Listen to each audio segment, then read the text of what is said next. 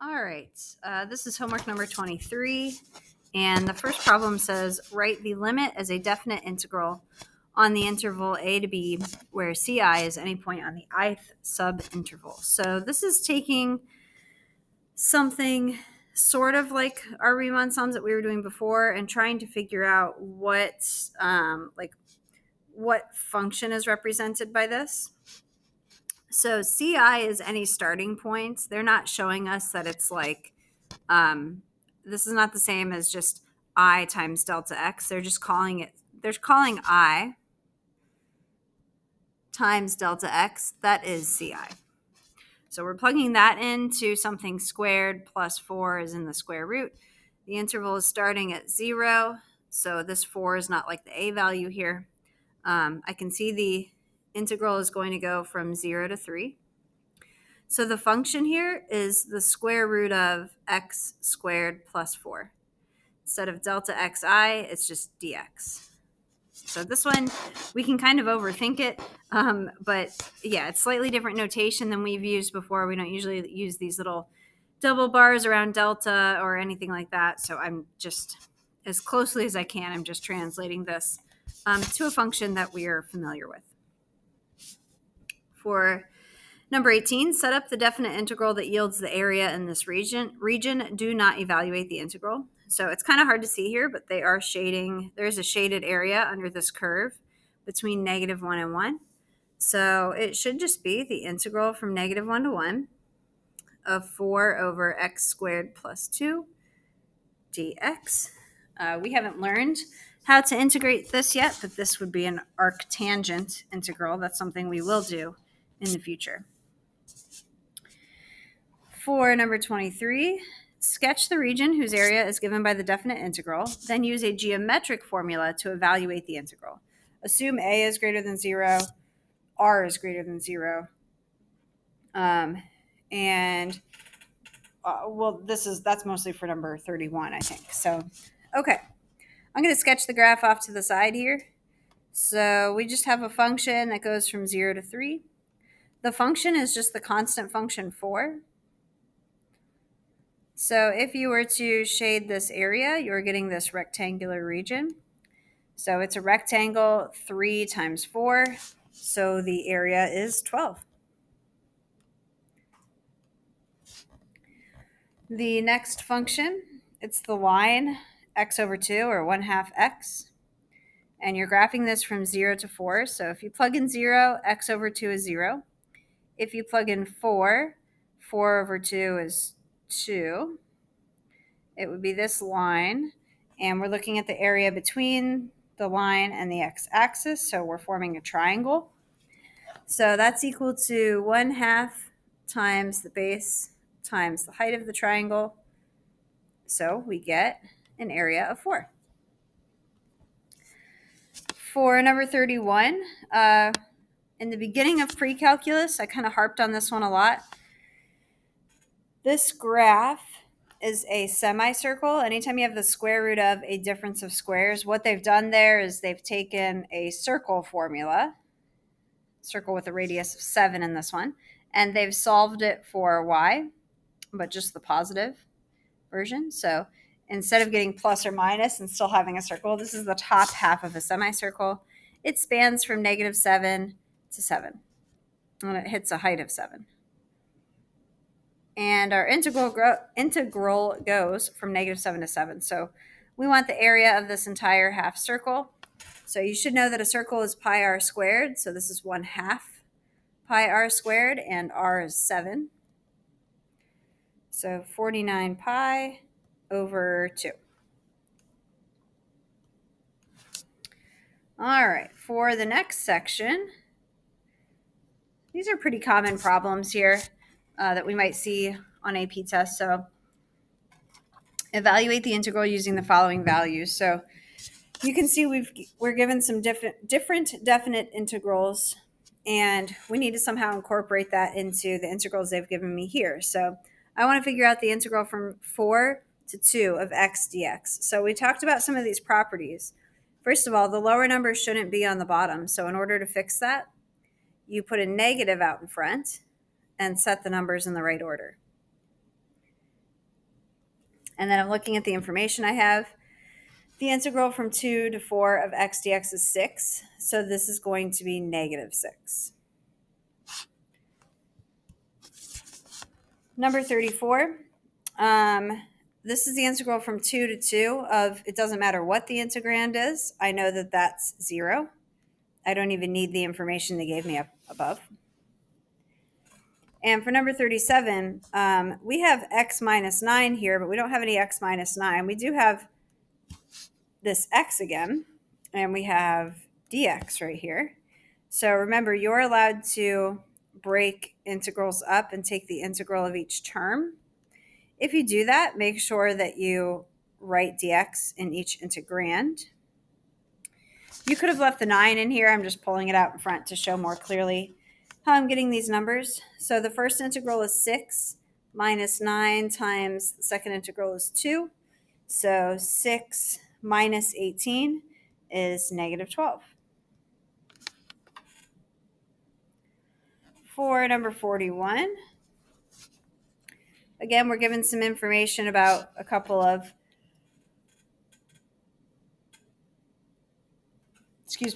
areas here. So the integral from 0 to 7 of f of x dx, that is equal to the integral from 0 to 5.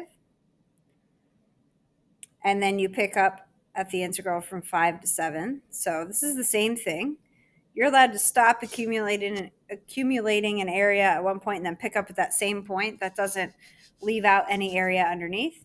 So this is 10 plus 3, so 13.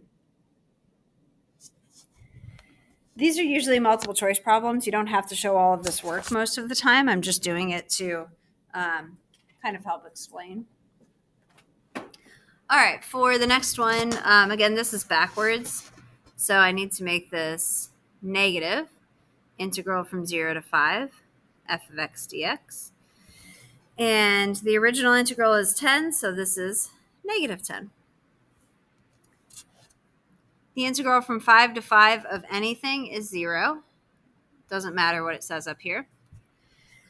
The integral from 0, I think this says 0 to 5 of 3 f of x. So this is just to show you that, remember, you can pull the 3 out. So you are allowed to say 3 times 10, which is 30.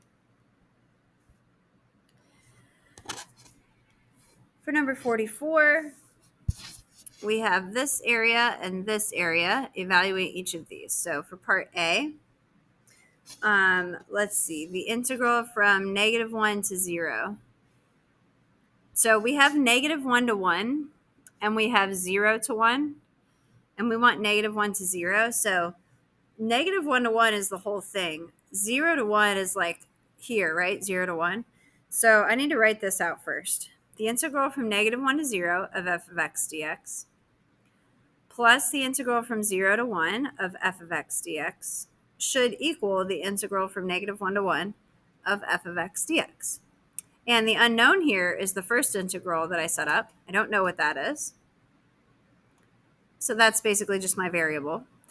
I do know this area. This is plus 5 equals 0. So apparently the integral from negative 1 to 0 of f of x dx has to equal negative 5 for this to work out. All right, part B, I'm going to do that over here. The integral from 0 to 1 of f of x dx, we have that one, that's 5. Nothing for me to rewrite there. Minus, now we just found this one from part A. From part A, we got that it equals negative 5. So minus negative 5 equals 10. I'm going to do part C down here. The integral from negative 1 to 1 of 3 times f of x.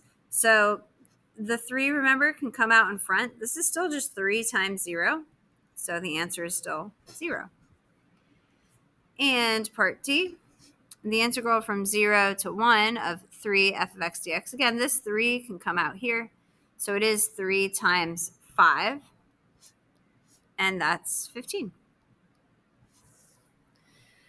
All right, now number 45 can be kind of tricky because it just says use the table to find the values to find a lower and an upper estimate or lower and upper sums from 0 to 10. Assume that f is a decreasing function. So we have been saying, oh, if f is increasing, then a left sum would be lower and a right sum would be upper. Or if f is decreasing, then upper and lower switch roles there. So left would be upper and right would be lower. But f dips into the negative, so it's best to sketch this graph. Let's just do a rough sketch here. 0, 32, 2, 24. I'm going to write the numbers up above, actually. 4, 12. 6, negative 4. 8, negative 20. And 10, negative 36. So let's say this is our function. Again, I don't know exactly what its curvature looks like and all of that. So if I want to do a lower sum, in this positive section, I'm going to say, all right, I'll do a right sum here, right sum here. Okay. Now with the negatives, do I keep doing a right sum, or do I, like for this one, my next rectangle would look like this. Like this is kind of a weird picture, but if I keep going here, it would be like, so far I have this. Now I have like this. There's a bit of area out there. Okay, so do I keep doing that? Is this still going to be lower? Well, these areas are negative. So even though it seems weird that like now all of a sudden the rectangles are outside of the curve, that's okay because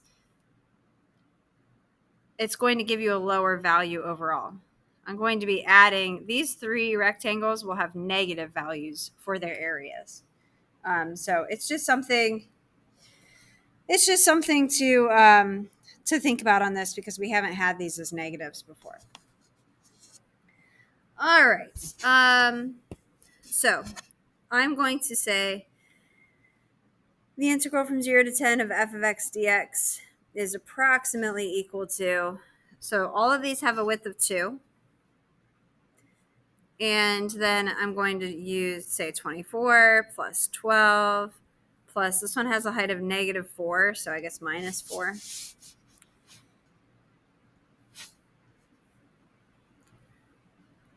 Minus 20 minus 36. I'm going to hop over to Desmos here and calculate this.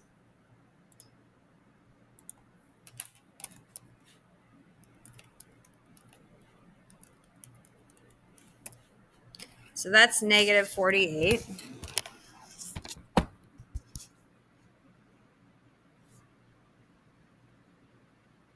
And then the upper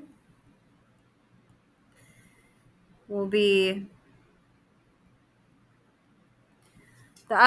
starting out here. I'm doing a left sum because these are all going to be more positive area than we need. And then when we switch down here, if we still just do a left sum, our negative area is smaller. So see how that's going to be not subtracting as much as if I kept it here, if I like switched it to the right or something. Okay, so still every rectangle has a width of 2, but now we're at 32 plus 24 plus 12, and then it switches to minus 4 minus 20.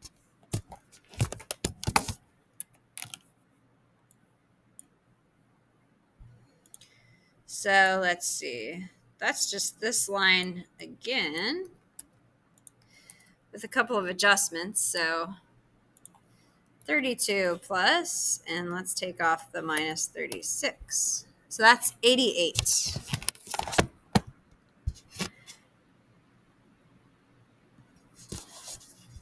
All right. I thought that was kind of a tricky problem. We haven't seen very many, if any, graphs that dip into the negative as we've been doing our homework. Okay, 47. So think about it. The graph of f consists of line segments and a semicircle, as shown in the figure. evaluate each definite integral using geometric formulas. So let's go ahead and just find these areas here. The first area is negative 1/2 times, this is going from -2 to -4. So -1/2 times 2 times -1, or well, no, times 1, sorry. So that's -1. So that little area is -1.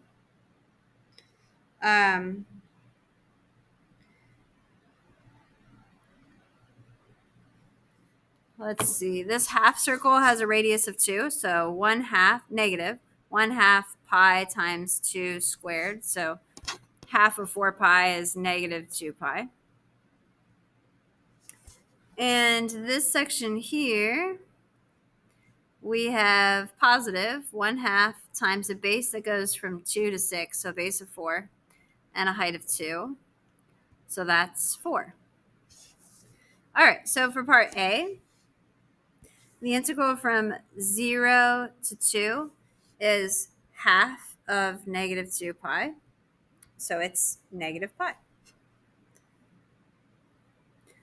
For part B, I guess in my answer key, I think I put these up here. I might have written a bit more work for these on the answer key, but I've kind of done the work here instead. So for part B, the integral from 2 to 6 is this triangle. So that's 4. So I've already done the work there. For part C, the integral from -4 to 2 is -1. D, -4 to 6. So that's the whole thing now. So that's -1 minus 2 pi plus 4. So simplify that. That's 3 minus 2 pi. And then for E, now this says absolute value of f. So when you graph that, if you were to graph that, it would just do this to the graph. This looks weird the way I have it drawn. But it just makes the negative y values positive, but it would hold the same shape. So this should just be positive 1 plus 2 pi plus 4. So that's 5 plus 2 pi. And then for part F, now this one you have to be careful on. They love giving us these. Split this up for sure. The integral from -4 to 6 of f of x dx plus 2 times the integral from -4 to 6 of dx. Because this first part relies on the graph of f of x. We just found this answer in part D, right? This was 3 minus 2 pi. It's not just going to be plus 2. It's going to be plus 2 times, this is a rectangle, right? We're saying we just have this constant function of 2, and it goes from -4 to 6. Or if you integrate that, you get x from -4 to 6. But either way, this is the area of a rectangle. So 6 minus -4. This is 20. So 17 minus, oh wait, sorry, this is not -3 here. So the original integral is 3 minus 2i. 3 minus 2 pi plus 20 is 23 minus 2 pi.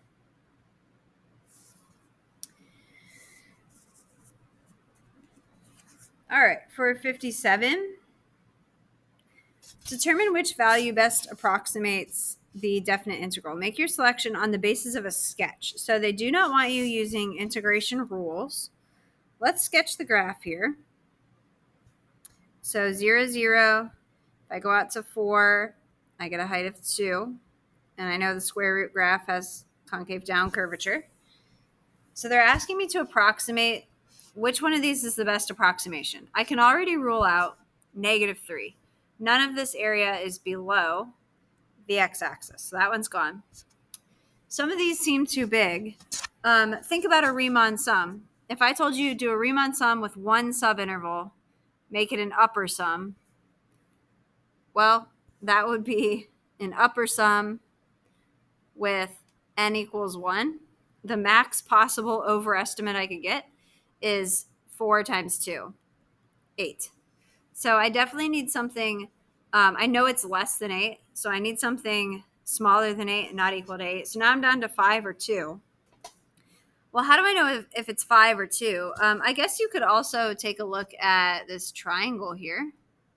Say, what's this area? 1/2 of 2 times the base, which is 4.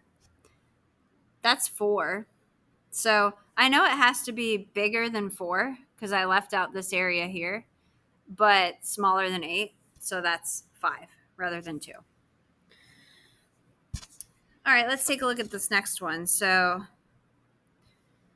same idea. If you plug 0 into this, you get 4 cosine of 0. So when you plug in 0, you get 4.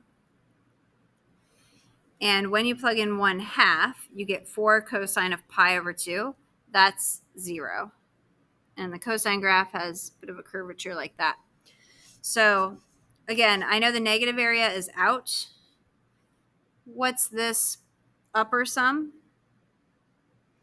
Well, the upper sum is 4 times 1/2, which is 2. And actually, that rules out a lot. I know it needs to be less than 2. So 4 is out, 16 is out, 2 pi is out. 4/3. 1 and 1/3 is our best estimate there. Okay, and then our final two problems, true and false. The value for number 69, the value of a to b of f of x dx must be positive. That's false because net area can be negative or 0.